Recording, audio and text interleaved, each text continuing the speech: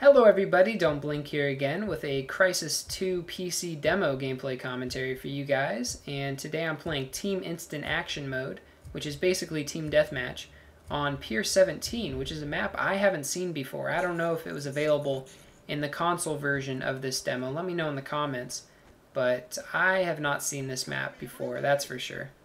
And as usual with the Crysis game, this map and this game are both incredibly gorgeous, as you can see from this footage. It's just amazing the graphics that Crytek is capable of pumping out, whether it be from the consoles or the PC. And thankfully, Crysis 2 runs a lot better than Crysis 1 did. So recording this gameplay was not difficult at all. The game was actually running fairly smoothly. I didn't notice any hitching or frame rate drops whatsoever. I was hovering right around 40 to 45 frames per second, which is a very smooth experience in this game because there is built-in motion blur, so it looked quite nice, to say the least. Right there I saw the shadow of my enemy, and I just randomly shot where I thought he might be, and I get the kill. So, Crysis 2, what does it bring to the table that other shooters don't really have? Well, number one, you have the Nanosuit, which allows you to have armor abilities. And the two armor abilities that I've seen so far, I think they're the only two armor abilities, but correct me if I'm wrong, are armor mode and stealth mode. Armor mode increases your defensive capabilities, allows you to withstand more damage before, obviously keeling over, kicking the bucket, so to speak. And then there's stealth mode, which gives you active camouflage and makes you basically impossible to see. If you run into an enemy with stealth mode enabled, you will be able to kind of pick them out. Their cloak will glitch and you'll be able to see them. But I've been having a lot of difficulty noticing enemies using stealth mode. And that's kind of the point, obviously, but I think it might just be a little bit too powerful. Let me know what you guys think. But right there you can see that there are kill cams in this game. I'm kind of happy about that because of stealth mode. I don't want people sitting in a corner with stealth mode all match, killing me without me ever seeing them or being able to figure out where they were. So the kill cam is definitely welcome in my book. I'm happy to see that it's in the game just because I don't want to have to run into campers and deal with campers constantly. And that's something that the kill streak system definitely discourages, and that's camping. Mainly because not only do you have to get enough kills to unlock the kill streaks, but you don't get credit for your kills until you've run over the corpses of the enemies you've killed and picked up their dog tags. So I think it's a very good system. It still encourages good players who are getting lots of kills, but it discourages players from camping in order to farm kills and unlock their kill streaks. So I think it kind of makes for a good balance where, yes, you want to be careful and limit the number of deaths that you're incurring, but you also want to be active enough on your feet to be able to get to your enemy's corpses to pick up their dog tags. So definitely liking the kill streak system.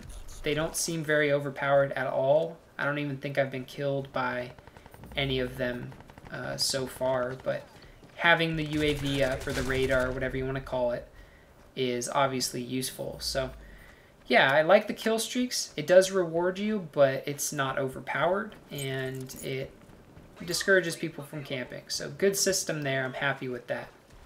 In terms of the controls, I'm also very happy. The controls are more responsive than I expected them to be completely honest. Based on the way the footage looks, I figured that the controls would be kind of sluggish, almost Killzone style.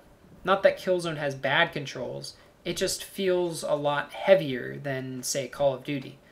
Whereas Crysis 2, it looks heavy, and it kind of feels heavy, but it still feels super responsive. It's kind of hard to describe, but I really enjoy the feel of the controls, to say the least. And other than that, the gunplay itself feels quite nice. I think that there's mouse acceleration on by default, so I'm going to have to try and figure out how to turn that off because I'm not a huge fan of that. But other than that, the controls are responsive. I like them. I like the way the guns feel. Other than the sniper rifle, I tried it out for a short period of time and I just wasn't digging it. But everything else feels good. And I especially like the scar that I'm using right here with a reflex sight. They call it a reflex sight, but it looks more like a holographic to me. I don't know. Whatever. I don't know too much about guns, so you guys can be the judge of all that jazz. But other than that, you know, I was trying to be a little bit cautious this round because the first couple rounds in this demo that I played, I just got my butt handed to me. So sound whoring is definitely a possibility in this demo. That's something that I noticed. The sound positioning is very accurate, and you are able to pick out where enemies are based on their footsteps or their weapon fire, so that's nice. And right there, I was able to get my 7th dog tag before getting taken out. So I was able to call in my Seth airstrike.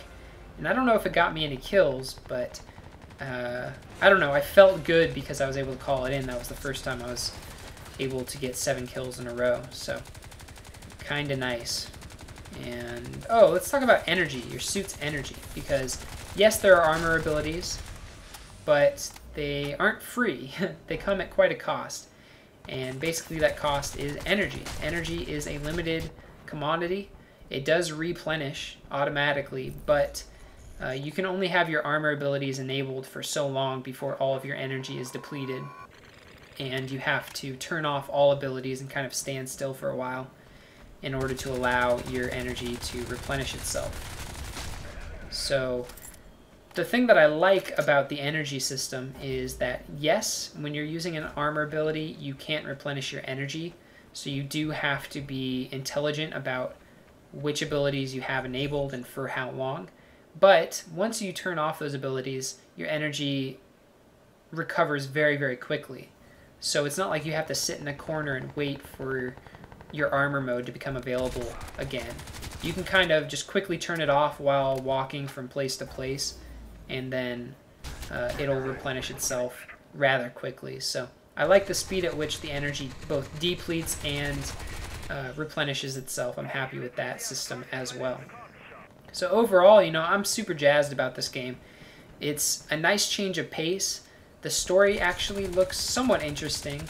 I don't think it'll be some amazing tour de force when it comes to the story department, but I think it'll allow for some really cool settings like this one, and I'm hoping that the multiplayer will have some long legs on it, because it looks like so far there's quite a bit of depth to it with, you know, having to balance your armor abilities and get dog tags for your kill streaks and all that stuff. So I'm looking forward to this game. I think I'm going to pick it up come March 22nd. I was kind of on the fence because I didn't know how well it would run on my computer. I do have a good computer, but Crysis 1 was so poorly optimized that I was kind of worried about it. But it looks like this game is going to run rather well, and I'll be able to provide videos to you guys. So look for more Crysis 2 content in the near future. And other than that, I hope you guys enjoyed this video, and I will just let you watch the rest of the gameplay as is. So I will see you guys later. Bye.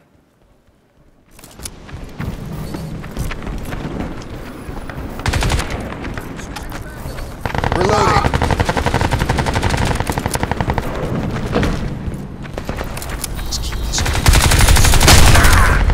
Man down!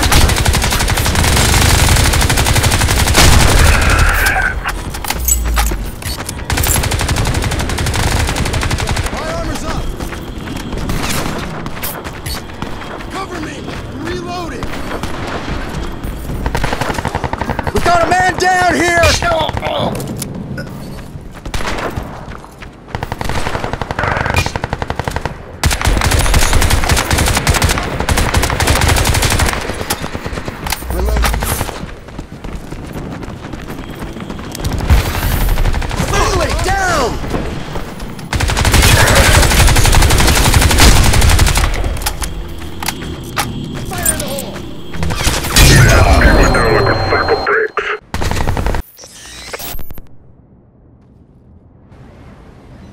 All units, we have targets sighted at the coffee shop.